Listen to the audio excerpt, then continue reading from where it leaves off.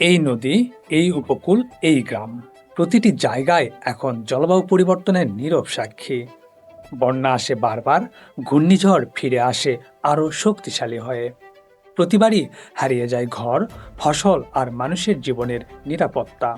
এই ক্ষতির বিপরীতে একটি প্রশ্ন থেকেই যায়, এই মানুষগুলো কতটা আর্থিকভাবে সুরক্ষিত? বীমা ব্যবস্থার কথা এখানে আসে। ধারণা সহজ, ঝুঁকি ভাগাভাগি করে ক্ষতির বোঝা লাঘব করা। কিন্তু জলবায়ু পরিবর্তন সেই ধারণায় ভিতকেই নড়িয়ে দিয়েছে।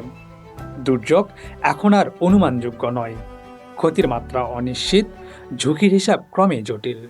বাংলাদেশের সবচেয়ে ঝুঁকিতে থাকা কৃষক, জেলে ও ক্ষুদ্র ব্যবসায়ীরা আজও বীমা কাঠামোর বাইরে।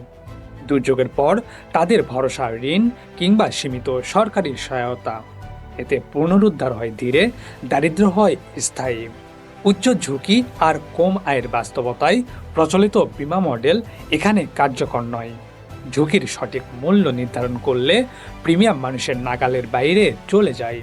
এই বাস্তবতা বলছে, বীমাকে আর শুধু বাজারে পণ্য হিসেবে দেখার সুযোগ নেই। জলবায়ু অভিযোজন, সরকারি সহায়তা ও উদ্ভাবনী বীমা কাঠামো একসঙ্গে না চললে টেকসই সমাধান সম্ভব নয়।